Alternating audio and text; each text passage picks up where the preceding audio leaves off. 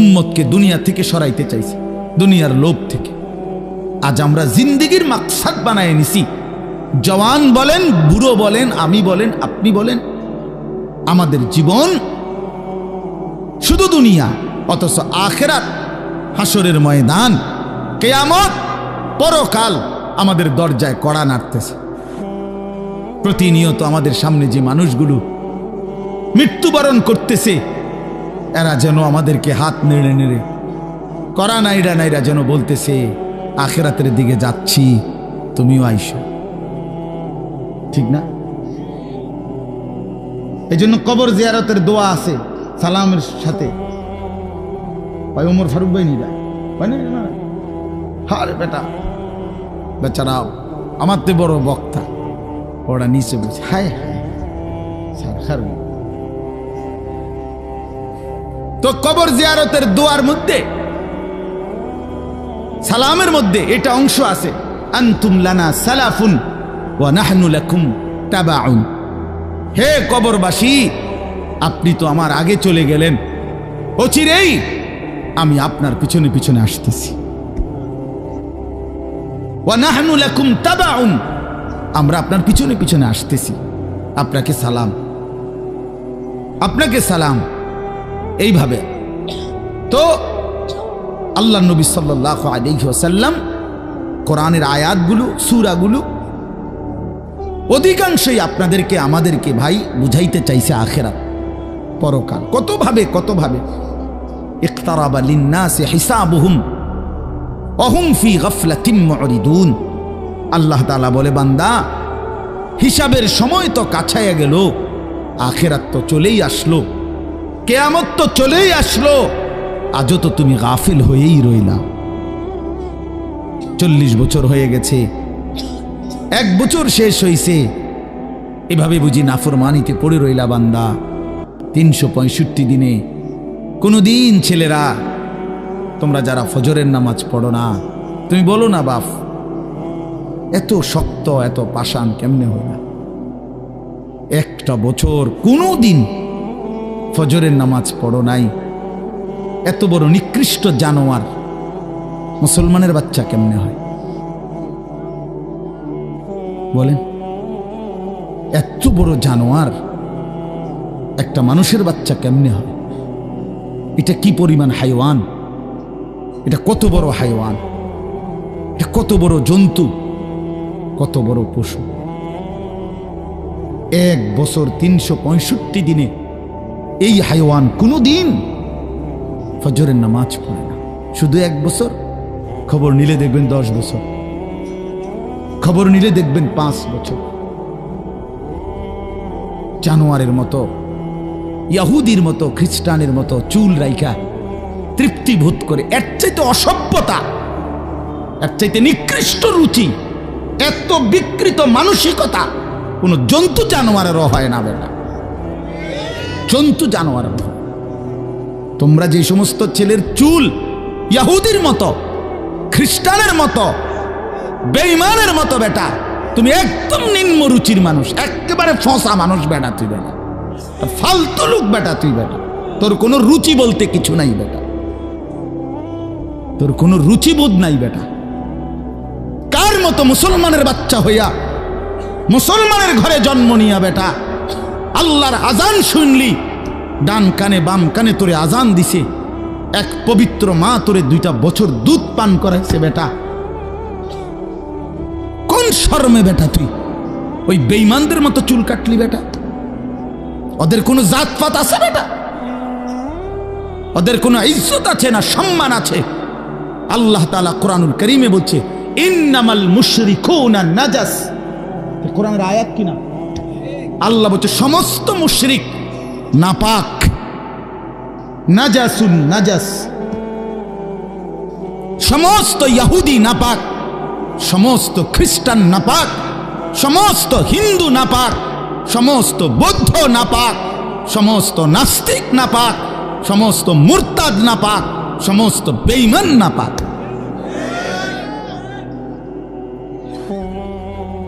কার মতো বেটা চুল রাখলি বেটা? কারে যাইকা বেটা পেশাব করে পানি লস না বেটা? কোন অসভ্য থেকে শিখলি বেটা? এটা কার থেকে শিখলি? জীবনে 2-4 অক্ষর পড়ালেখাও করো নাই?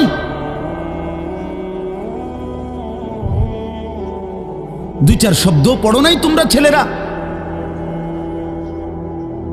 মানুষ এত অভদ্র অপবিত্র হয় কেন?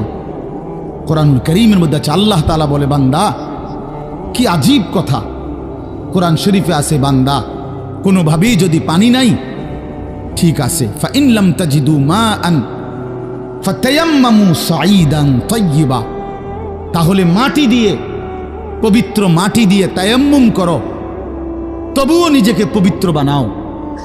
যদি বলি আল্লাহ পানি নাই, ঠিক আছে, তো মাটি দিয়ে হলেও পবিত্র হইতে হবে, এত তাড়াহুড়া কা? পানি আইও, পানি পাইয়া লই, এরকম শুরু করলেন? কোরআন শরীফের সরাসরি আয়াত, আল্লাহ তাআলা বলে, জানো, ওয়ালাকিন ইউরিদু লিইউতাহহিরাকুম, আল্লাহ বলেন আমি না আমার ইমানদার বান্দাকে সারাক্ষণ পবিত্রই দেখতে চাই। দোস্ত আমার, এটা কোরআন শরীফের আয়াত। ওয়ালাকিন ইউরিদু লিইউতাহহিরাকুম,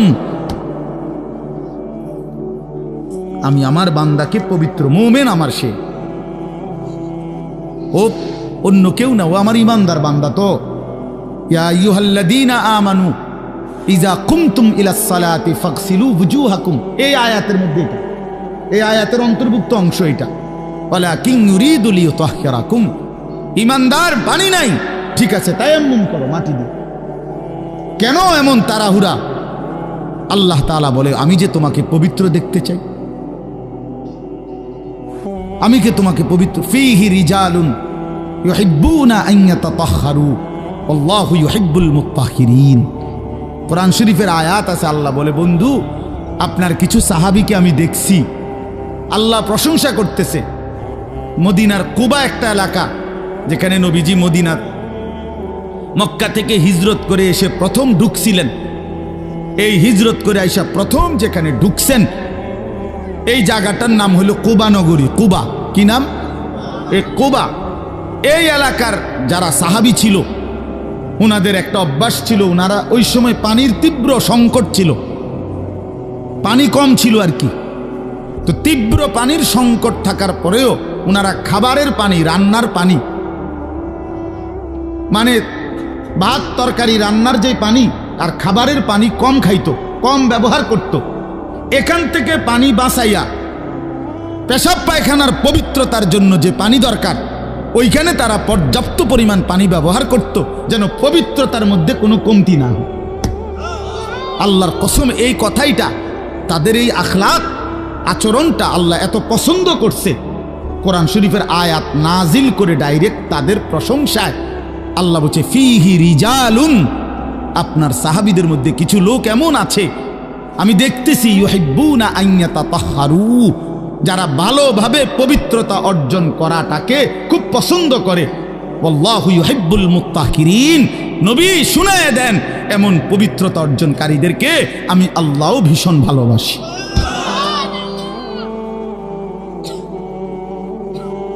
তোরে আল্লাহ ঘৃণা করে। যুবক, তোদের যাদের প্যান্টে পেশাব, তোরা যারা টয়লেট পেপার ব্যবহার করো না, তুই নিকৃষ্ট রুচির মানুষ বেটা, ফালতু বেটা, ফালতু বেটা। চুল কেবল চুলের পিছনের দিকে ফিরাস বেটা, হাইতে মানে একটা কেমন লাগে। হ্যাঁ, সামান্য সামান্য সহপাঠী বা সামান্য সেরকম আর সেরকম লাগতেছে তোরে দোস্ত, জিঙ্গাইলে না বলে সেরকমটা কেডা? সেরকম ঠিক আছে লাগতেছে, আমিও কই, কিন্তু সে কে যার মতো লাগতে আছে? হেইতে কেডা যে যার মতো? সেরকম তো বুঝছি, সেরকমটাকে। সেরকম কি গাঁজাখোর, না ফুট্টাখোর, না বাবাখোর, না ডাইলখোর, না হারামখোর, না মদখোর, না ইয়াবাখোর? কার মতো লাগতেছে তারে জিঙ্গা? তুই যে আমারে কইলি সেরকম লাগতে আছে, হেতে কেডা যার মতো লাগতে আছে আমারে? কথা বলেন। হ্যাঁ, তো জিঙ্গাইলে কবে দোস্ত ফুট্টাখোরের মতো লাগে, তোর বাবাখোরের মতো লাগে তোর। কারণ কোন ভদ্র মানুষ, ইমানদার, নামাজি, কোন চরিত্রবান পবিত্র মানুষ নাপাক থাকতে পারে না। তাহলে তো এটা বুঝাই যায় তোরে কার মতো লাগে বেটা। হ্যাঁ, নাই তো হে বলুক যে দোস্ত তোর চুল দেখে মনে হয় বুড়া বাইজিদ বসতাম, তোর একদম জোনায়েদ বাগদাদির মতো লাগতে আছে, এমন নি তাহলে তোর চোর ডাকাইতের মতোই তো লাগে। আস্তাগফিরুল্লাহ, আস্তাগফিরুল্লাহ। প্রিয় ভাই আমার, বন্ধু আমার, আখিরাত যেন ভুলে না যাই। মহান আল্লাহ পাক রব্বুল আলামিন এই কোরআনুল কারীমের মধ্যে বারবার আমাদেরকে আখিরাত মনে করাইছে। আমাদের জিন্দেগি ঈমানের জিন্দেগি, আমাদের জিন্দেগি পবিত্র জীবন ভাইয়া। আমরা শুধুই দুনিয়ার জন্য না, কতজন কতভাবেই তো ইন্তেকাল করে, মৃত্যুবরণ করে, কিন্তু শাহাদাতের মৃত্যু শ্রেষ্ঠতম মৃত্যু। এবং শহীদি মৃত্যু মানে জীবন, যেটা বলল গজলের মধ্যে ওই লাইনটা আছে। তো আসলে কোরআনুল কারীমের মধ্যে আছে, আল্লাহ তাআলা বলেন, ওয়ালা তাকুলু লিমান ইউকতালু ফি সাবিলিল্লাহি আমওয়াত বাল আহইয়াউন।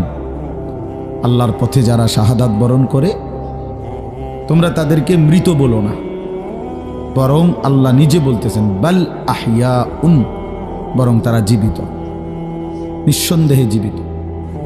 রাসূলুল্লাহ সাল্লাল্লাহু আলাইহি ওয়াসাল্লাম বলেন, সবুজ পাখির ভিতরে তাদের রূহ জান্নাতের মধ্যে ঘুরতে থাকে। এজন্য সাইয়্যিদুনা ওমর রাদিয়াল্লাহু তাআলা আনহু আজীবন তিনি শাহাদাত কামনা করতেন। আল্লাহুম্মা ইন্নী আসআলুকা শাহাদাতান ফি সাবিলিক ওয়া ফি বালাদি রাসূলিক। হযরত ওমর রাদিয়াল্লাহু তাআলা আনহু বলতেন যে আল্লাহ, আমি আপনার কাছে শহীদি মরণ চাই এবং নবীর শহরে মরতে চাই, মদিনায়। তো আল্লাহ তাআলা ঠিক যেভাবে দোয়া করছেন আজীবন, ওইভাবেই আল্লাহ তাআলা ওনার দোয়া কবুল করছেন। উনি মদিনাতেই ইন্তেকাল করছেন এবং শাহাদাতের মৃত্যু। ফজরের নামাজের ইমামতি অবস্থা মসজিদে নববীতে প্রথম কাতারে উনি ইমামতি করতেছিলেন। একজন অগ্নিপূজক কাফের ছদ্মবেশে চাদর দিয়ে শরীর ঢেকে এই বেঈমান ফজরের নামাজের ইমামতি করতেছেন ওমর রাদিয়াল্লাহু তাআলা আনহু। এই সময় ওনার কোমরের মধ্যে ছুরি মারছে, 7-8টা ছুরির ঘাই দিছে। এই অবস্থায় তিনি রক্ত অঝরে ঝরতে শুরু করছে। তো উনি চাপ দিয়া ধইরা আগে পেছন কাতার থেকে, প্রথম কাতার থেকে হযরত আব্দুর রহমান ইবনে আউফ রাদিয়াল্লাহু তাআলা আনহুকে টেনে ইমামের জায়গায় না দাঁড় করায়া, তো বলছে, আব্দুর রহমান, আগে ফজরের নামাজ শেষ করো, তারপরে তোমরা আমারে ধইরো। তো উনি কাটা মুরগির মতো পাশে এই ব্যথায় তড়ফাইছে, কিন্তু সাহাবায়ে কেরাম আগে নামাজ পড়ছে, এরপরে উনারে ধরছে। তো এই আঘাতেই উনি শাহাদাত বরণ করছে। তো শহীদি মৃত্যুও হয়েছে, আবার রসুলের শহরেই মদিনাতেই মৃত্যুবরণ করছে। এবং সবচেয়ে আশ্চর্যের কথা হলো, উনি হলেন শহীদে মেহরাব, মেহরাবের শহীদ। অর্থাৎ নামাজের এই জায়গায় রাসূলুল্লাহ সাল্লাল্লাহু আলাইহি ওয়াসাল্লাম আজীবন যেখানে ইমামতি করতেন, সেইখানে তিনি শাহাদাত বরণ করছেন। আল্লাহ ওনাকে কিভাবে কবুল করছে। এজন্য নওজোয়ান ভাই ছেলেরা, তোমাদেরও এটা মনে রাখা চাই, সারা পৃথিবীর ইসলাম বিরোধী দুশ্মনরা, এই সারা বিশ্বের ইয়াহুদি, খ্রিস্টান, মুনাফিক, নাস্তিক, মুরতাদ, ইসলাম বিদ্বেষীদের একটা বড় ষড়যন্ত্র, তাদের একটা বড় মেন এজেন্ডা হলো সারা পৃথিবীর মুসলমানদের দিল থেকে জিহাদ ফি সাবিলিল্লাহ, আল্লাহর রাস্তায় জিহাদ এবং শাহাদাত, এই শব্দ যেন ভুলে যায়। ভোগ বিলাসিতা, দুনিয়া প্রীতি, দুনিয়া নিয়ে ব্যস্ত থাকা, এই অর্থ সম্পদ, বাড়ি ঘর, দালান, বিল্ডিং, খাট, পালং, সোফা, ফার্নিচার, আর ছেলেপেলেরা মোবাইল, বন্ধুদের আড্ডা, খামখেয়ালি, মানে এর মধ্যেই ডুবে থাকুক, অসভ্যতার মধ্যে, দুনিয়া বাড়ানোর মধ্যে পড়ে থাকুক। এটা হলো বেঈমানের সমস্ত ষড়যন্ত্রের মূল। এজন্য সারা পৃথিবী জুড়ে তারা জিহাদ ফি সাবিলিল্লাহর বিরুদ্ধে, আল্লাহর রাস্তায় যুদ্ধ, এর বিরুদ্ধে জঙ্গি, উগ্রবাদী, টেরোরিস্ট, সন্ত্রাসী ইত্যাদি বহু কিছিমের অপপ্রচার করে লাগাতার অব্যাহত এই পরিমাণ বলতে থাকছে যে অনেক মুসলমান সাধারণ মানুষ পর্যন্ত এটাকে ভয় পাইতে শুরু করছে, যে জেহাদ বললেই আতঙ্ক, কিতাল বললেই আতঙ্ক। অথচ কোরআনুল কারীমের প্রায় 600-র চাইতে বেশি আয়াতের মধ্যে আল্লাহ তাআলা জিহাদ ফি সাবিলিল্লাহর কথা বলছেন। তাহলে এতগুলো আয়াতকে অস্বীকার করার কোনো সুযোগ আছে? বলেন, কিভাবে অস্বীকার করে? কোরআনুল কারীমের একটি শব্দ কেউ যদি অস্বীকার করে তাহলে তো সে কাফের, সে তো বেঈমান। তাহলে কোরআনুল কারীমের মধ্যে আল্লাহ তাআলা বারবার এই কথা স্পষ্ট বলছে।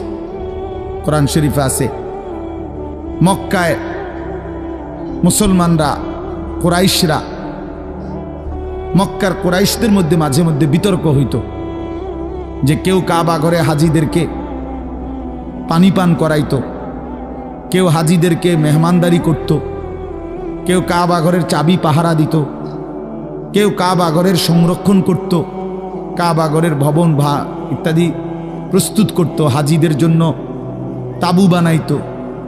তো এই খেদমতকে অনেক বড় মনে করত। তো একদিন নিজেদের মধ্যে তারা বলতেছিল যে এইটা সবচেয়ে বড় কাজ। তো আল্লাহ তাআলা কোরআনুল কারীমের সূরা আয়াত নাজিল করে বললেন, না, আল্লাহর উপরে ঈমান এবং জান মালের জিহাদ এটা সর্বশ্রেষ্ঠ কাজ। আজআলতুম সিকায়াতাল হাজ্জি ওয়া ইমারাতাল মসজিদিল হারাম কামান আমানা বিল্লাহি ওয়াল ইয়াউমিল আখির ওয়া জাহাদা ফি সাবিলিল্লাহি বিআমওয়ালিহিম ওয়া আনফুসিহিম লা ইস্তাবুনা ইনদাল্লাহ। তোমরা মনে করেছো হাজিদেরকে পানি পান করানো এবং কাবা ঘর মসজিদে হারামের রক্ষণাবেক্ষণ করা এটা সর্বোত্তম? আল্লাহ বলে, না, আল্লাহর প্রতি ঈমান, ওয়া জাহাদা ফি সাবিলিল্লাহ বিআমওয়ালিহিম ওয়া আনফুসিহিম, আল্লাহর পথে জান আর মালের জিহাদ, এইটা আর ওইটা কশ্চিন কালেও সমানও হইতে পারে না, উচ্চত হওয়ার প্রশ্নই নাই, সমান সমানও না, বরং জিহাদ ফি সাবিলিল্লাহ এটা সর্বশ্রেষ্ঠ। ওয়া যারওয়াতু সানামিহি আল জিহাদ। আল্লাহর নবী সাল্লাল্লাহু আলাইহি ওয়াসাল্লাম বলেন, ইসলামের সর্বোচ্চ চূড়া জিহাদ ফি সাবিলিল্লাহ। কি বলেন? সবাই বলেন, ছেলেরা বলো ভাই, এই শব্দটা বলো, জিহাদ ফি সাবিলিল্লাহ। আজ তোমরা ভুলে গেছো। আজ অসংখ্য যুবক ছেলে, কিশোর ছেলে জানেও না এই শব্দ। 16, 17, 18 বছরের ছেলেরা রাসূলুল্লাহ সাল্লাল্লাহু আলাইহি ওয়াসাল্লামের জামানায় পুরা দমে যুদ্ধ করছে, পুরা দমে। 17, 18 বছরের অসংখ্য সাহাবী, 20 বছরের অসংখ্য সাহাবী যুদ্ধের ময়দানে সেনাপতি ছিলেন। উহুদের যুদ্ধে সর্বপ্রথম আল্লাহর নবী সাল্লাল্লাহু আলাইহি ওয়াসাল্লাম উহুদের যুদ্ধের দিন, ইসলামের ইতিহাসের অত্যন্ত ভয়ানক একটা যুদ্ধের নাম হল উহুদের যুদ্ধ, যেখানে 70 জন সাহাবী শাহাদাত বরণ করছিলেন। এই যুদ্ধে সর্বপ্রথম দুশমনের বিরুদ্ধে, কাফেরদের মোকাবেলায় আল্লাহর নবী সাল্লাল্লাহু আলাইহি ওয়াসাল্লাম প্রথম তীর মারার জন্য দুশমনের দিকে যাকে আদেশ করছেন তার বয়স ছিল মাত্র 18 বছর।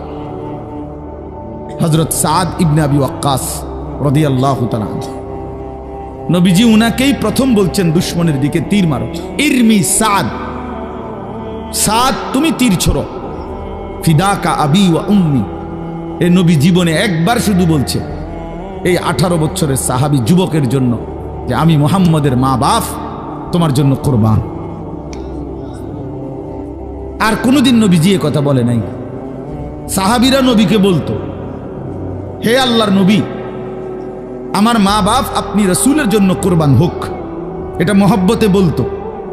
তো নবীজি জীবনে কাউকে বলে নাই এ কথা। এই একমাত্র এই উহুদের যুদ্ধের দিন 18 বছরের ওই ছেলে, এটা হলো এই বই টিফো মোবাইল, এটা জিন্দিগি এই মোবাইল লইয়েই শেষ কর, এই ছাগলামি করতে করতেই জীবন শেষ। 24 ঘন্টার জীবনটা তোমরা ছেলেরা বুঝে নিছো মোবাইল। তোমাদের এই ইবলিস শয়তান এমন ভাবে বলে দিছে যে পৃথিবীর সব কিছু থেকে আলাদা হইবি, কিন্তু এটার থেকে আলাদা হবি না। আজকে এইভাবে তোমগরে শয়তান মাথার মধ্যে তোমকে বুঝাই দিস যে জীবনটা বাইধা রাখ মোবাইলের উপর। জীবনের আর কোনো পৃথিবীতে কি হয় না হয় কিচ্ছুর দরকার নেই, তুই শুধু মোবাইলের মধ্যে ডুববা থাক। অপদার্থ এক জিন্দিগি ভাইয়া, এক ফালতু জীবন, ফালতু জীবন, একটা বর্বর জীবন। মোবাইলের আসক্ত যেই ছেলে মেয়ে, এটা একটা বাজে লোক, ফালতু লোক, ফালতু, 100 ফালতু, 100 ফালতু, 100 ফালতু, একেবারেই আকামলা। এটা এক ধরনের অপদার্থ ছাড়া, যার পৃথিবী নিয়ে, মানবতার কল্যাণ নিয়ে, মানুষের কোনো উপকার নিয়ে, পৃথিবী নিয়ে, আখেরাত নিয়ে জীবনের কোনো স্বপ্ন নাই। শাহওয়াত, শুধু শাহওয়াত, শুধু লজ্জাস্থানের একটা চাহিদা আছে, শাহওয়াত, এইটা পূরণ কর। নারী, ছবি, নাচ, গান, উলঙ্গতা, অস্থিরতা, বেহায়াপনা, অসভ্যতা, খালাস। এটা মজা পাইলাম, বেড়ি চাইলাম,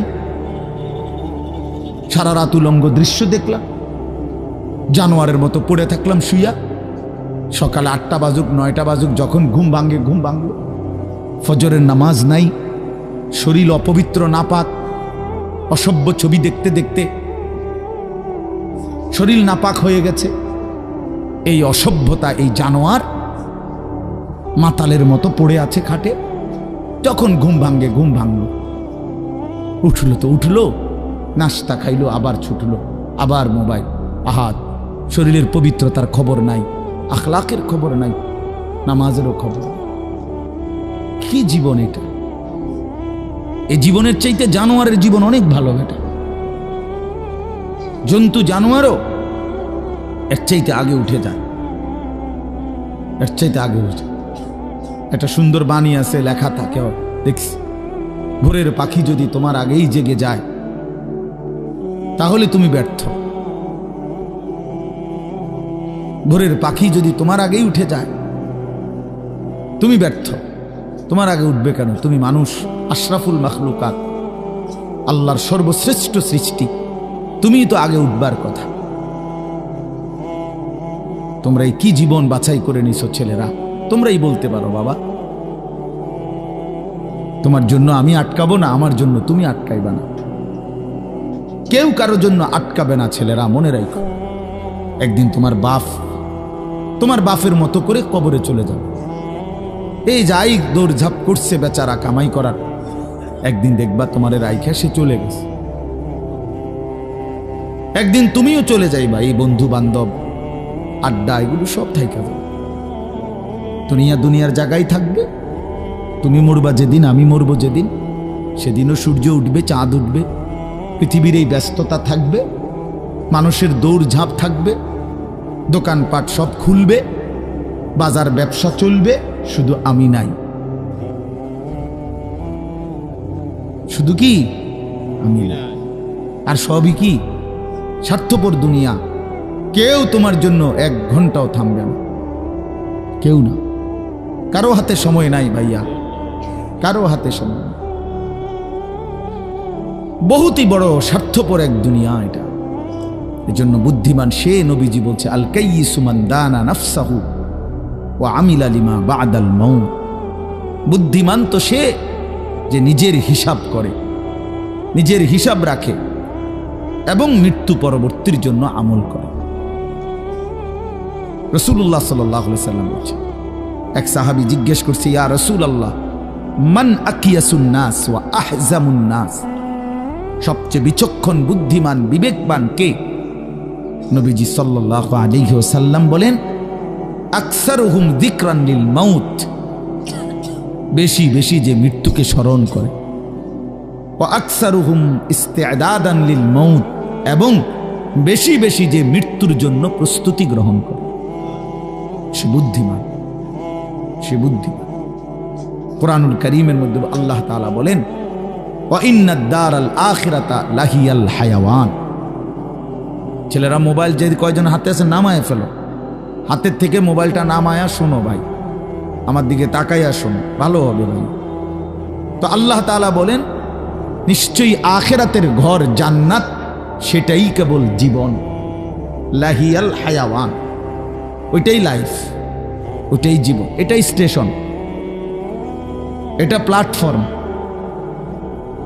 এই জন্য ট্রেন স্টেশনে যত অত্যাধুনিক এসি থাকুক, বাসের প্ল্যাটফর্মে যত অত্যাধুনিক রুমে হোক, লোকটা কেবল ছটফট করে, একটু পরপর ঘড়ি দেখে, টিকিট দেখে, বাইরে উকি দেয়, বাস আইয়ে না।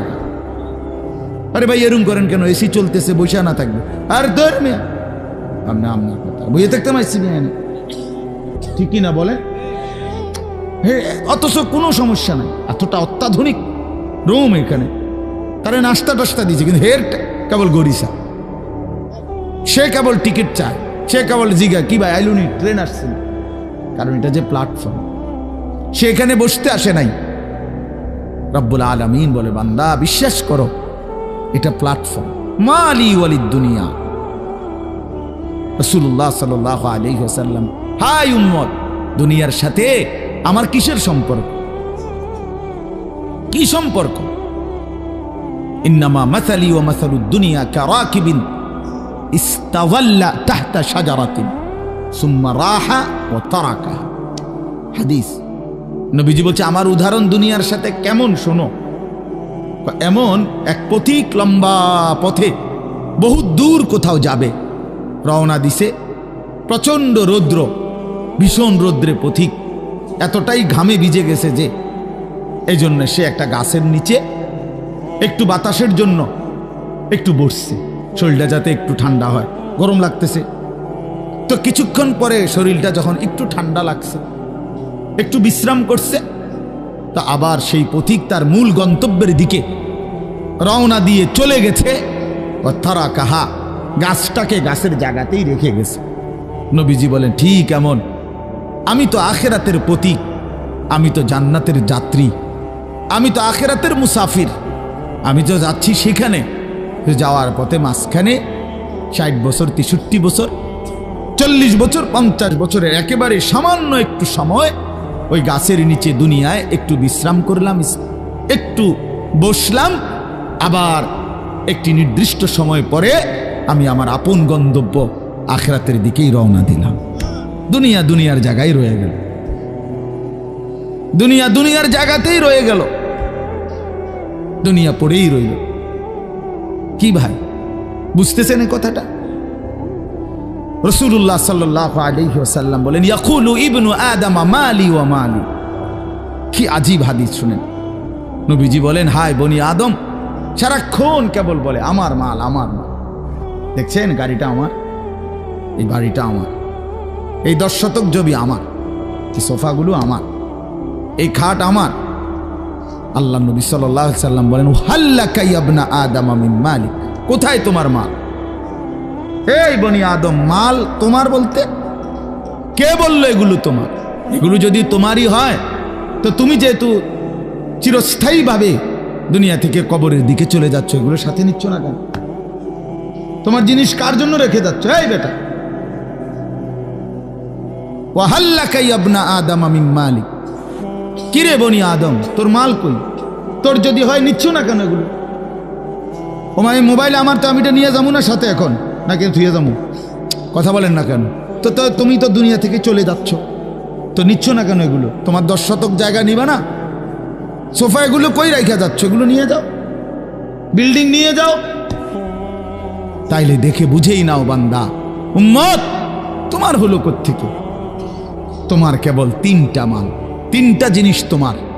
নবীজি নিজে বলছে, ইল্লা মা আকালতা ফা আফনাইতা, যা সরাসরি তুমি খাইয়া শেষ করছো, খাইছিলা, এটা তোমার। আউ লাবিস্তা ফা আবলাইতা, যেটা সরাসরি তুমি গায়ে দিছিলা, পড়ছিলা, পোশাক, তোমার গায়ে পড়তে পড়তে এডি ফুরান হয়েছে, সিরিয়ালাইছ, এগুলো তোমার। আও তাসাদ্দাকতা ফাআমদাইতা, আর যা আল্লাহর রাস্তায় খরচ করেছ, দান, সাদাকা, যাকাত, ফিতরা, হ্যাঁ, হজ উমরার জন্য, গরিব দুঃখী, মসজিদ, মাদ্রাসা, এতিম, গরিব, অসহায় ইত্যাদি ইত্যাদি, যেগুলো তুমি কি করছিলা, সাদকা খরচ করছো আল্লাহর পথে, ফাআমদাইতা, সেটা তুমি আখিরাতে পাঠাইছো, সেটা পৌঁছে। এই তিনটা তুমি। ওয়ামা সিওয়া যালিকা, আর এই ছাড়া বাকি সব ফাযাহিবুন, তোমার থেকে সরে যাবে, চলে যাবে। ওয়া তারিকুহু লিন্নাস, মানুষের জন্যই রেখে যাবে। কি অসাধারণ হাদিস, কি চমৎকার ভাবে নবীজি ব্যাখ্যা করে বুঝাইছেন। ইয়াতবাউল মাইয়িতা সালাসাতুন ফায়ারজিউ ইসনান ওয়া ইয়াবকা ওয়াহিদুন। নবীজি বলেন মানুষের কবরস্থানে তিন জিনিস তার সাথে যায়, দুইটা ফিরে আসে, একটা থেকে যায়। একটা থেকে যায়, যাওয়ার সময় যায় তিনটা। এক নম্বর মালুহু ওয়া আহলুহু ওয়া আমালুহু, তার কিছু মাল, ওই যে লাশের খাটিয়া, আগরবাতি, এই জাতীয় সামান্য কিছু মাল, তার এগুলো তার সাথে যায়। তার পরিবারের এলাকার কিছু সদস্য সাথে যায়, আর তার সারা জিন্দিগির আমল সাথে যায়। তো ফায়ারজিউ আহলুহু ওয়া মালুহু, অতঃপর তার মাল আর তার বংশধর ফিরে চলে আসে। ওয়া ইয়াবকা আমালুহু, কবরে শুধুই তার আমলটুকু থেকে যায়। কি সুন্দর হাদিস, চিন্তা করে দেখেন। রাসূলুল্লাহ সাল্লাল্লাহু আলাইহি সাল্লাম বলেন, নবীজি বলেন, লাউ আন্না লি ইবনি আদামা ওয়াদিয়াম মিন যাহাবিন। উম্মত শুনো, বনি আদম কত লুভী, শোনো, মানুষ কত লুভী হয়, দুনিয়া লুভী কি পরিমাণ লুভী হয়, যার কলজার ভিতরে একবার আখিরাত ভুলে গেছে। বিশ্বাস করেন ভাইয়া, ছেলেরা তোমরাও বোঝো ভাইয়া, দুনিয়া যার কলজার ঢুকছে, নারীর লোভ, সম্পদের লোভ, অর্থের লোভ, নেতাগিরির লোভ, তো আল্লাহ রাসূল সাল্লাল্লাহু আলাইহি সাল্লাম বলেন, এই দুনিয়া লুভিকে, বনি আদমকে যদি একটা পাহাড় পরিমাণ স্বর্ণ দেওয়া হয়, লা আহাব্বা আন ইয়াকুনা লাহু ওয়াদিয়ান, সে মনে মনে চাইবে যদি তাকে দুইটা পাহাড় স্বর্ণ দেওয়া হইতো। একটা পাহাড় মানে কি 200 কেজি মাটি, হ্যাঁ, কথা বুঝছেন? একটা পাহাড়ের মধ্যে 200 কেজি মাটি, তো টনে টনে মাটি, টনে টনে, মিলিয়নে মিলিয়নে মাটি। মদিনার উহুদ পাহাড় 8.5 কিলোমিটার লম্বা, এত বড় পাহাড়, এত দূরত্ব, এত উঁচা, যে মসজিদে নববীর এখান থেকে, বারান্দা থেকে, সেহান থেকে দাঁড়াইলেই কি দেখা যায়? উহুদ পাহাড় দেখা যায়, প্রায় 4 কিলো 4.5 কিলো দূরে, কিন্তু এখান থেকে স্পষ্ট পাহাড় দেখা যায়, এতটা উঁচা। এত উঁচু, এত লম্বা পাহাড় স্বর্ণ বানিয়ে দিলে আল্লাহ নবী সাল্লাল্লাহু আলাইহি ওয়াসাল্লাম বলেন সে আরো একটা চাইবে। এরপরে নবী বলেন, শোনো বনি আদম, লান ইয়ামলা ফাহু ইল্লা তুরাব, হায়, বনি আদমের মুখ ভরবে না কবরের ওই মাটি মুখে মারা পর্যন্ত। লান ইয়ামলা ফাহু ইল্লা তুরাব, তার মুখ ভরবে না কবরের মাটি ঢুকা পর্যন্ত। আরে শুনেন আশ্চর্য কথা, ছেলেরা বোঝো, শোনো মিয়া, বাবারাও শোনেন, আশ্চর্য কথা হলো এই যে হাদিস, এটা আমি বললাম না যে বনি আদমকে যদি একটি পাহাড় স্বর্ণ দেওয়া হয়, সে আরেকটি পাহাড় চাইবে এবং তার মুখ ভরবে না, কি ছাড়া? বলেন না, কি ছাড়া?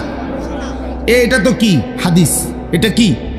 কিন্তু হযরত উবাই ইবনে কাব রাদিয়াল্লাহু তাআলা আনহু, একজন বড় সাহাবীর নাম, সাহাবীদের মধ্যে সবচেয়ে সুন্দর কোরআন শরীফ যিনি পড়তে পারতেন, সাইয়্যিদুল কুররা, কারীদের সর্দার ছিলেন উনি।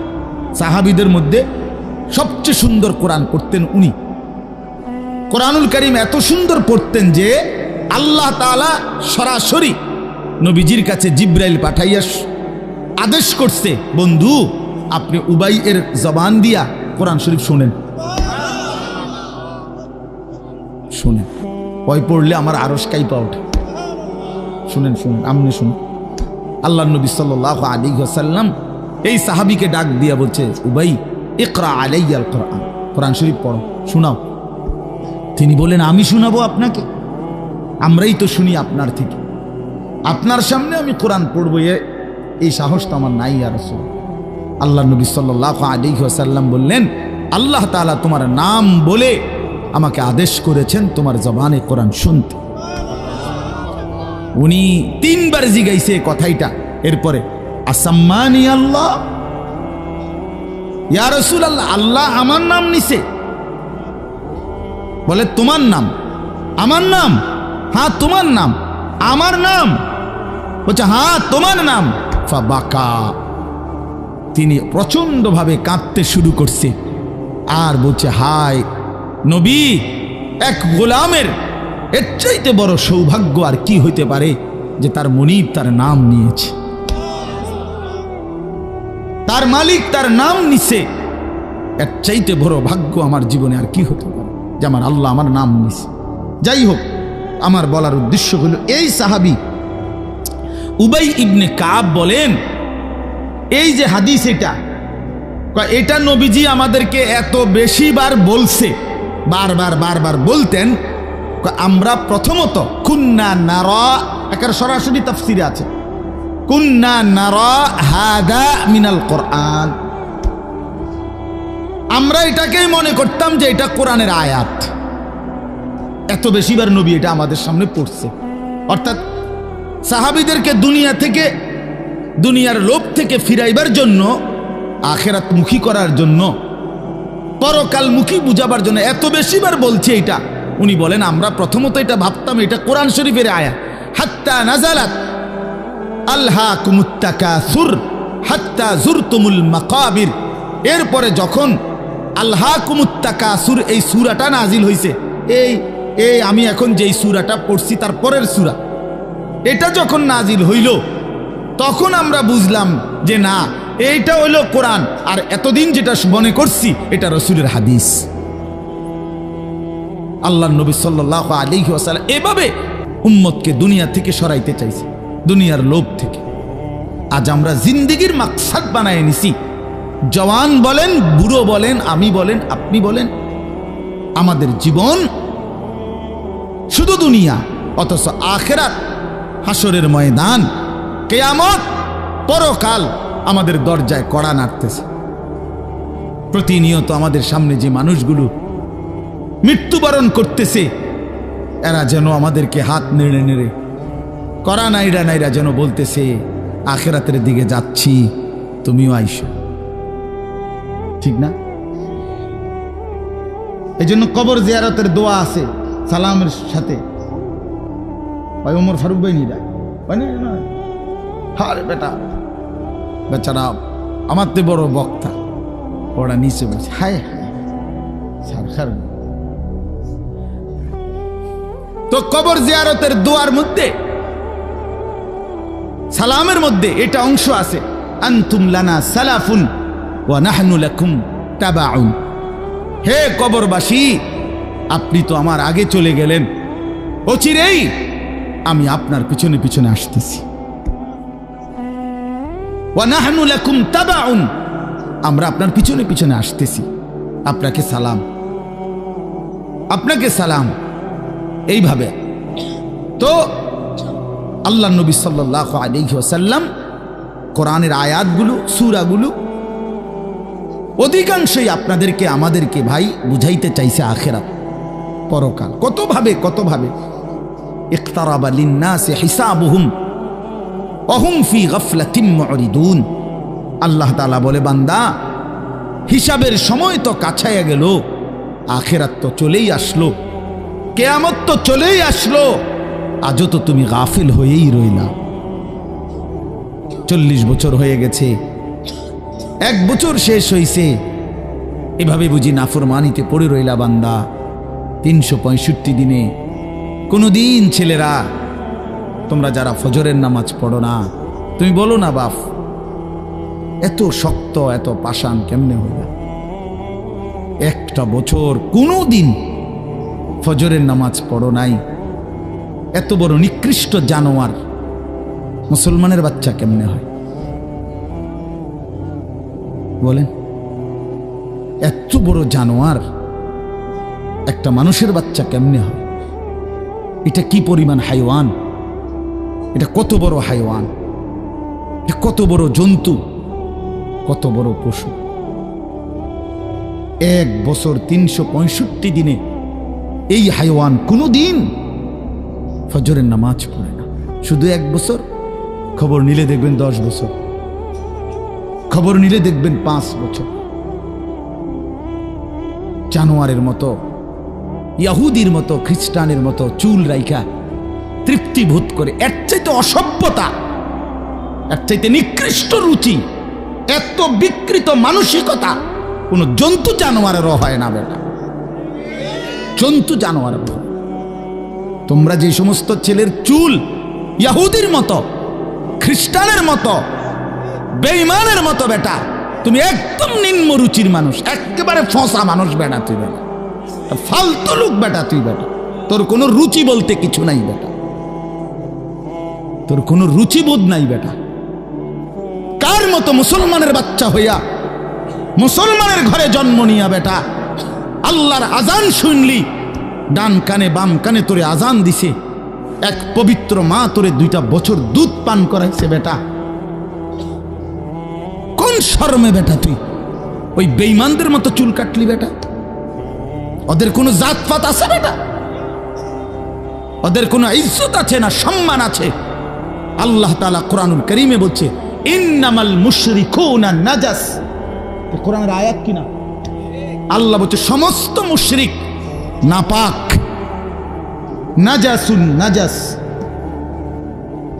সমস্ত ইহুদি নাপাক, সমস্ত খ্রিস্টান নাপাক, সমস্ত হিন্দু নাপাক, সমস্ত বৌদ্ধ নাপাক, সমস্ত নাস্তিক নাপাক, সমস্ত মুরতাদ নাপাক, সমস্ত বেঈমান নাপাক।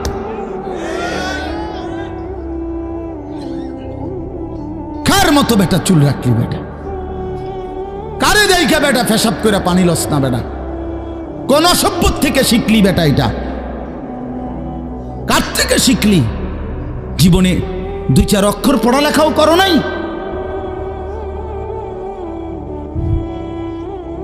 2-4 শব্দ পড়ো নাই তোমরা ছেলেরা? মানুষ এত অভদ্র অপবিত্র হয় কেন?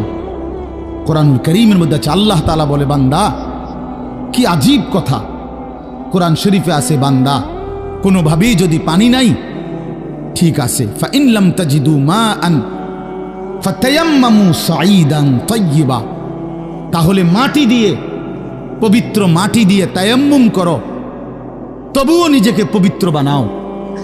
যদি বলি আল্লাহ পানি নাই, ঠিক আছে, তো মাটি দিয়ে হলেও পবিত্র হইতে হবে, এত তাড়াহুড়া কা?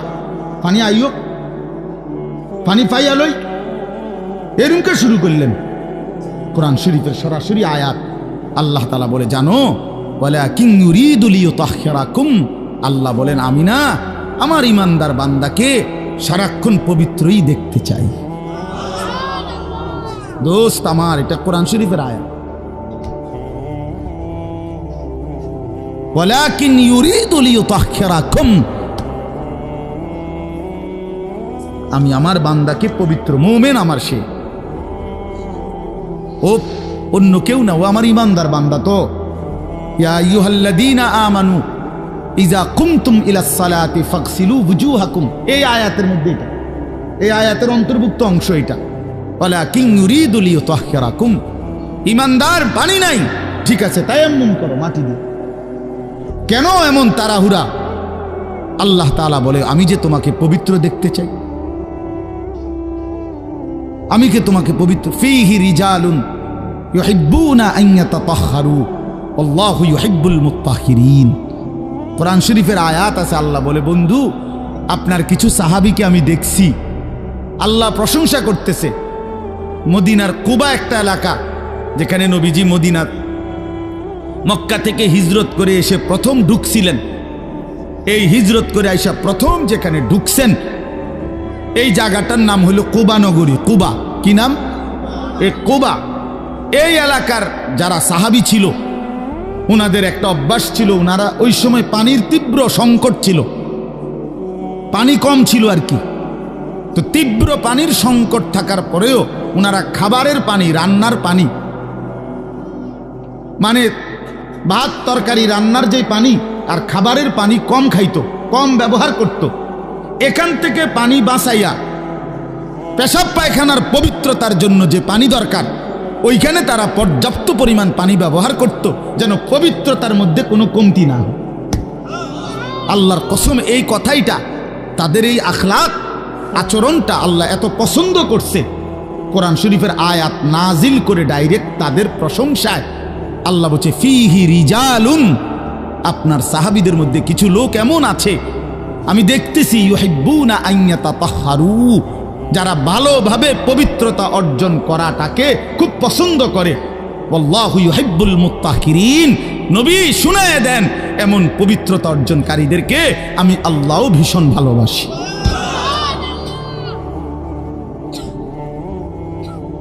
তোরে আল্লাহ ঘৃণা করে। যুবক, তোদের যাদের প্যান্টে পেশাব, তোরা যারা টয়লেট পেপার ব্যবহার করো না, তুই নিকৃষ্ট রুচির মানুষ বেটা, ফালতু বেটা, ফালতু বেটা। চুল কেবল চুলের পিছনের দিকে ফিরাস বেটা, হাইতে মানে এটা কেমন লাগে? হ্যাঁ, সামান্য সামান্য সহপাঠী বা সামান্য সেরকম দার সেরকম লাগতেছে তোরে দোস্ত, জিঙ্গাইলে না বলে সেরকমটা কেডা? সেরকম ঠিক আছে লাগতেছে, আমিও কই, কিন্তু সে কে যার মতো লাগতে আছে? হেইতে কেডা যে যার মতো? সেরকম তো বুঝছি, সেরকমটাকে।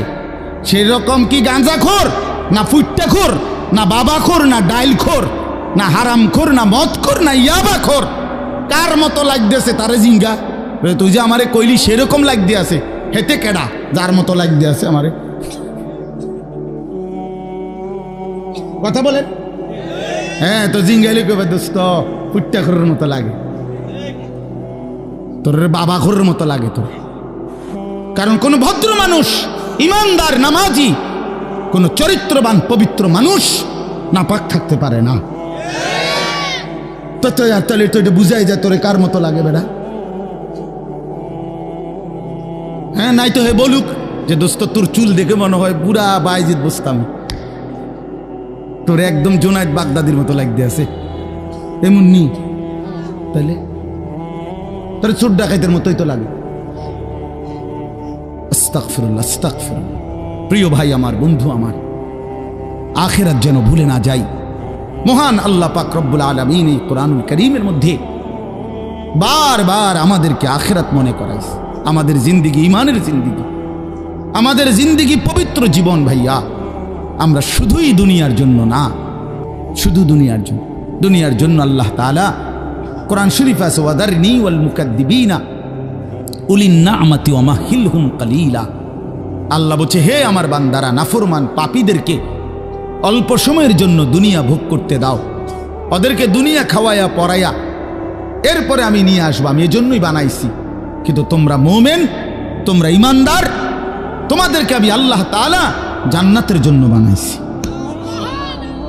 জান্নাতের জন্য। উইদ্দাত লিল মুত্তাকিন, মুমিনদের জন্যই জান্নাত, মুত্তাকিদের জন্যই জান্নাত। একটা বেঈমানও জাহান্নাম থেকে মুক্তি পাবে না।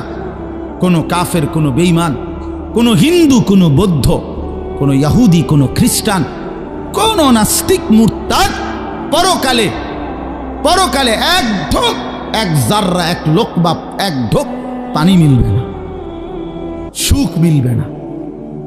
ঈমানবিহীন সমস্ত ভালো কাজ আখিরাতের বিচারে পরিত্যক্ত, মরদুদ, বাতিল। ঈমান শর্ত। মৃত্যু পরবর্তী যেই কোনো বিনিময়ের জন্য, উত্তম বিনিময় পেতে হলে কি লাগবে? ঈমান জরুরি, ঈমান জরুরি। ঈমান হারা সর্বহারা, আল্লাহারা সর্বহারা, সর্বহারা।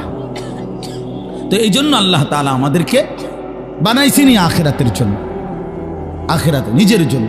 খালাকতুল আশিয়া আলি আজালিক ও খালাকতুকা লি।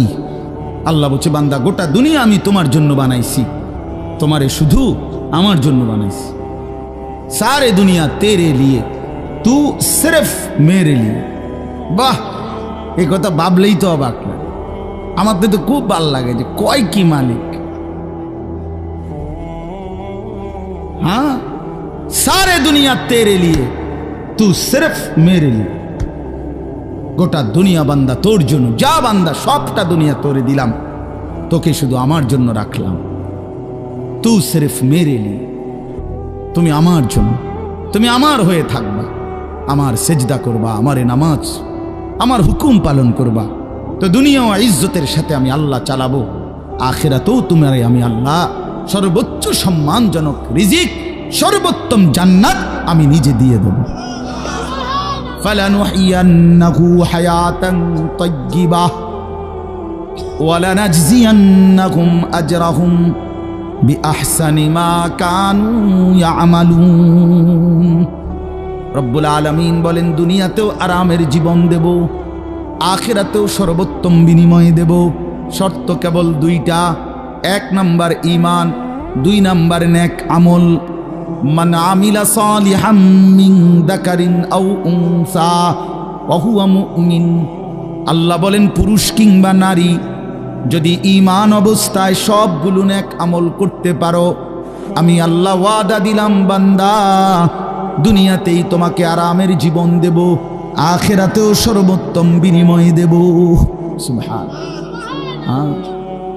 চলেন, আমার কথা শেষ। আমার বাপ, আমি এবার তর্জমা শুনাই, তাইলেই কথা শেষ। হাফেজ আমিন ভাই অনেক মহব্বত করছে, এই মাদ্রাসার মাহফিলে আসার সুযোগ হয়েছে, এতটুকুই। আরও ওলামায়ে কেরাম, আমাদের আল্লামা মুফতি আমজাদ হুসাইন সাহেব হজরত অনেক অসুস্থ, উনি আজকে অনেক দিন ধরে ডেঙ্গুতে আক্রান্ত। আজকেও আসরের পরে কথা বলছি, খুব আস্তে আস্তে কথা বলে, খুব ক্লান্ত, দুর্বল। তারপরও আমারে বলছে যে আমিন ভাইয়ের মাহফিল আমি একটু লেগে হইলো আসমু। আমাদের আজকে যে একজন মাওলানা শেষ বয়ান করবে, আপনার অসাধারণ। আপনাদের ছেলেদেরকে তোমাদেরকে বলি, বাপ আমার অনুরোধ রইল, আমার এই কথাটা রাইখো, তোমরা ওর বয়ান শুনো। আমি নিজেও ওর বয়ান শুনি, আমি নিজেও এর বক্ত। অসাধারণ বয়ান করে সে, হজরত মাওলানা মুফতি ইউসুফ বিন ইকবাল, তার বয়ান চমৎকার। একেবারে আল্লামা মুফতি আরিফ বিন হাবিব যেমন সব কথা হাদিস থেকে বলে, এই নওজোয়ান মাওলানাও ঠিক এরকম অনর্গল রাসূলুল্লাহ সাল্লাল্লাহু আলাইহি সাল্লামের হাদিস বলতে থাকে। হ্যাঁ, এজন্য সবাই ইনশাআল্লাহ এই মাওলানার বয়ান শুনবার চেষ্টা করবেন। তো তরজমাটা শুনেন। আল্লাহ তাআলা মূল বক্তব্য এটাই যে আল্লাহ আমাদেরকে আখিরাত মনে করাইতে চেয়েছে। কি? কোরআনুল কারীমের 30 নম্বর পারা 101 নম্বর সূরা আল কারিআহ, এই সূরার আল্লাহ বলেন আল কারিআতু মাল কারিআ। আল কারিআ অর্থ হলো যেটা দরজায় আঘাত করে, খটখট খটখট আওয়াজ করে, এই খটখটকারী। আল্লাহ বলেন মাল কারিআ, বলো তো খটখটকারী বলতে কি? ওমা আদরাকা মাল কারিআ। আবারও বলছি নবী আপনাকে জানতে চাচ্ছে, জানেন এই আঘাতকারী খটখটকারী কি? আল্লাহ বলেন সেটা হলো আখিরাত, কিয়ামত, যেটা আপনার কাছে প্রতিদিন আমাদের কাছে খটখট করে আমাদের দরজায় যেন ঘন্টা বাজাইয়া বলে যাচ্ছে যে কিয়ামত তো চলেই আসলো। আখিরাতের প্রস্তুতি কি হলো বলো? ওই মানুষ তো মরে গেল দেখলা, তুমিও তো মরে যাবা, তোমার প্রস্তুতি কি বলো? এক লোকের জানাজা যাচ্ছিল, লাশ, তো এক বুজুর্গ আল্লাহওয়ালা ওই সামনে দাঁড়ানো, তো ওনার পাশের এক লোক বলতেছে কার জানি কবর, কার জানি মৌত হইল, আরে কার জানি কার জানি। তখন তিনি বললেন হয় তোমার মরণ হইল নয়তো আমার মরণ হইল। মানে এইটা ভাবো যে হয় তোমার মরণ হইছে নইলে কার মরণ হইছে? আমার মরণ হইছে। আর ভাবো সে তো মৃত্যুবরণ করছে, তিনটা অবস্থা তার শেষ। একটা হইল আজরাইলকে দেখা, এটা তার শেষ। এরপরে জান কবজের যন্ত্রণা, এটা তার শেষ। আর জান কবজের পরে তার মৃত্যুটা বিভৎস। অনেকের মৃত্যু হইতে পারত, তার শরীর ছিঁড়া ফেলছে, তার শরীর নিশ্চিহ্ন হয়ে গেছে, এরকম আপনার মৃত্যু হইতে পারত। কিন্তু তার তো স্বাভাবিক মৃত্যু হইল যে তার লাশটা অক্ষত আছে, দেখা যায়। তুমি এবার ভাবো যে তোমার সামনে তিনটা রয়ে গেছে, যে আজরাইল তোমার সামনে কেমন দাঁড়াবে, তুমি চিন্তা করো। তোমার জান কবজের কষ্ট কেমন হবে, তুমি ভাবো। তোমার মৃত্যু কি স্বাভাবিক হবে নাকি অ্যাক্সিডেন্ট আর অস্বাভাবিক কোনো মৃত্যু হবে, সেটা নিয়ে ভাবো। তাইলে প্রতিটা মৃত্যু আমাদেরকে ঘন্টা বাজায়, প্রতিটা রাত আমাদেরকে ঘন্টা বাজায়, প্রতিটা দিন আমাদেরকে ঘন্টা বাজায় যে বান্দা সময় তো চলে গেল, আখিরাতের কি হলো, কবরের কি হলো, পরকালের কি হলো। ইয়াউমা ইয়াকুনুন নাসু কাল ফারাশিল মাবসুত ওয়া তাকুনুল জিবালু কাল ইহনিল মানফুশ। আল্লাহ বলে একদিন সত্যি সত্যি কিয়ামত হবে, ইসরাফিল ফু দিবে। সেদিন কি হবে? সেদিন সমস্ত মানুষগুলো হয়ে যাবে বিক্ষিপ্ত পতঙ্গের মতো। বিক্ষিপ্ত পতঙ্গ মানে আপনারা একদম সহজ বুঝবেন, ওই যে বাতির মধ্যে, লাইটের মধ্যে, আলোর মধ্যে অনেক সময় যে সাদা সাদা পোক এগুলো আসে, এগুলো দেখছেন? এগুলো কি কয়? উলু উলু। এই যে আর একটু বড় বড় সাদা সাদা, হ্যাঁ, এই উলু উলু, এই উলু পোকা। এইটা যেমন মাঝে মাঝে এইভাবে আসে চারদিক থেকে উইরা উইরা আইয়াই পইরা হয় আগুনের মধ্যে, বাতির মধ্যে, আলোর মধ্যে পইরা পইরা মরে, নিচে মরে। তো আল্লাহ পাক বলেন ইসরাফিল ফু দিবে, কিয়ামত শুরু হবে। মানুষ এরকম পাগলের মতো, উলুর মতো দৌড়াইয়া পতঙ্গের মতো চারিদিকে দিক বিদিক শূন্য হইয়া দৌড়তে থাকবে। কেউ বলতে পারবে না কে কোথায় যাচ্ছে, কোথায় দৌড়াচ্ছে, কি হচ্ছে। সবাই অস্থির হয়ে যাবে। এরই মধ্যে যে যেখানে গিয়া পড়ে যাবে ওইখানেই তার মৃত্যু, ওইখানেই কবর। ওয়াতাকুনুল জিবালু কাল ইহনিল মানফুশ। পাহাড়গুলো একটা নমুনা আল্লাহ বলছে, পাহাড়গুলো তুলারে দীর্ঘক্ষণ মেশিনের মধ্যে ধুনাইয়া সারলে এবার যখন ঝরঝরা হয় তুলা, তো এবার যদি বাতাস লাগে তাইলে যেমন এটা উড়তে শুরু করে, তুলা উড়ে। তো আল্লাহ তাআলা বলে পাহাড়গুলো এরকম ধ্বনিত তুলার মতো উঠতে থাকবে। পুরা সৃষ্টির সব কিছু ভাঙ্গা চুইরা শেষ হয়ে যাবে। হাসরের ময়দান কায়েম হবে। আর সেখানে কি হবে? দুইটা অবস্থা। ফাআম্মা মান সাকুলাত মাওয়াজিনহু, সেই হাসরের ময়দানে আমলনামা হাতে নিয়ে মিজানের পাল্লায় যার নেকি ভারী হবে, ফাহুয়া ফি আইশাতির রাদিয়া, সেই সন্তুষ্টিময় আরামদায়ক জান্নাতের জীবন লাভ করবে। ওয়া আম্মা মান খাফফাত মাওয়াজিনহু ফাউম্মুহু হাওিয়া ওয়া মা আদরাকা মা হিয়া নারুন হামিয়া। আর যার আমলনামা মিজানের পাল্লায় ওজন দেওয়ার পরে হালকা হবে, গুনাহ ভারী হবে, নেকি হালকা হবে, আল্লাহ তাআলা বলেন তার ঠিকানা হবে হাবিয়া নামক জাহান্নাম। আর আল্লাহ নিজেই বলে, নবী জানেন হাবিয়া জাহান্নামটা কেমন? নারুন হামিয়া, একেবারে প্রজ্বলিত ধাউ ধাউ করে জ্বলন্ত আগুন, এটার নামই হচ্ছে হাবিয়া। হাবিয়া। এখানে একটা কথা শুধু বলি, কথা আমার শেষ। এক নম্বর কথা হলো, এই জিন্দিগির মধ্যে যদি আমল বাড়াই তাহলে আখেরাতে জান্নাত হবে। এই জিন্দিগির মধ্যে যদি নাফরমানি বাড়াই তাহলে আখেরাতে জাহান্নাম হবে। এখানে একটা শব্দ আছে ফাউম্মুহু হাবিয়া। এই ছেলেরা, তোমাদের জন্য আমি শেষ এই কথাটা আবার বলে যাই। এই শব্দটার তাফসীর আমি আজকেও পড়ছি, তাফসীরে কুরতুবিতে, তাফসীরে ইবনে কাসিরের মধ্যে আছে। আল্লাহ তাআলা বলছেন ফাউম্মুহু হাবিয়া, নাফরমান পাপীকে হাসরের ময়দানে, এই উম্মুহুর শব্দের অর্থ হলো উম্মু রাসিহি, অর্থাৎ তার মাথার সামনে যে চুল, এই চুল ধরে দাঁড়ানো মানুষটাকে বেইজ্জতি করে নিচে নামাইয়া এরপরে লাথি দিয়া জাহান্নামে ফেলবে। এইটা অর্থ। এই অতএব এই লম্বা চুল, এই বিকৃত চুল ছাড়ো, ছাড়ো, নাই তো জাহান্নামের ফেরেশতা টান দিয়া ধইরা তোরে দাঁড়ানোর থেকে নিচে ফেলাইয়া একটা লাথি দিয়া জাহান্নামে ফেলে দেবে। তখন বুঝবা, তখন বুঝবা। এই জন্য আমি অনুরোধ করলাম, রাগ হইও না, আমি শক্তই বললাম, মনে করো তোমরা এই স্বাভাবিক চুল রাখো, স্বাভাবিক চারদিকে সমান চুল রাখো।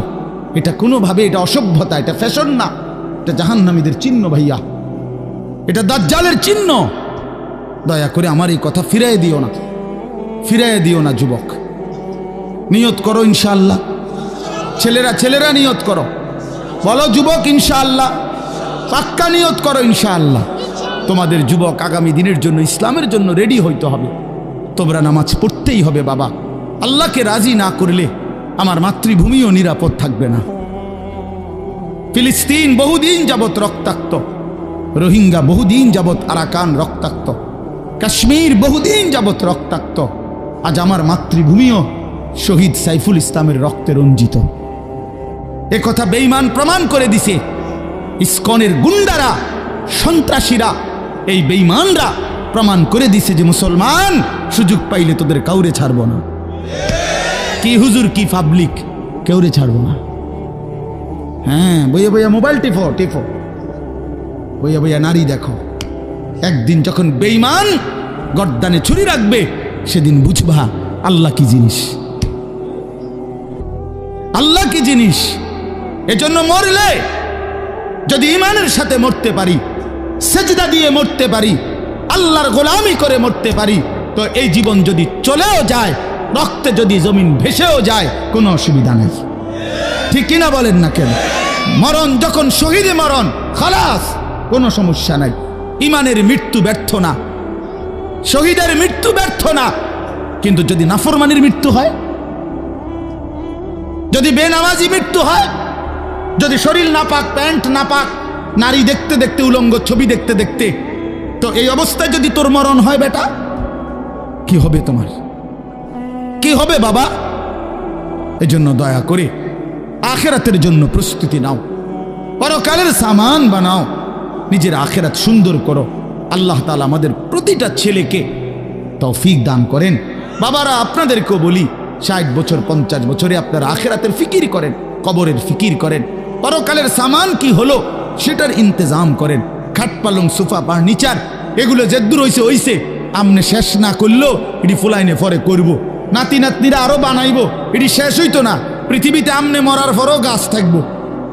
আমনে মইরা যান, কোনো অসুবিধা নাই, আমনে মইরা দেখবেন গাছ মরছে না সব। পৃথিবীতে আমনে মরার পরেও দুনিয়া থাকবে, কাজে দুনিয়া ওরা বাকিরা করবে, আপনি এবার কবরের সামান করেন। আল্লাহ আমাদের বাবাদেরকে, চাচাদেরকে, বয়স্কদেরকেও আখিরাতের কবরের পুঁজি সংগ্রহ করার তৌফিক দান করেন। মা বোনদেরকে পর্দার ইজ্জতের কদর বুঝার তৌফিক দান করেন। তোমরা ছেলেদেরকে আল্লাহ তাআলা আগামী দিনের ইসলামের জন্য কবুল করে নেন, বলেন আমিন। এই রহিমপুর দারুল আমিন আল ইসলামিয়া মাদ্রাসা আল্লাহ কবুল করে নেন। এশার নামাজ পড়ে আবার যথারীতি বয়ানে বসেন, ওলামায়ে কেরামের নসিহত শুনে একসাথে শেষ করে দোয়া করে যাবেন।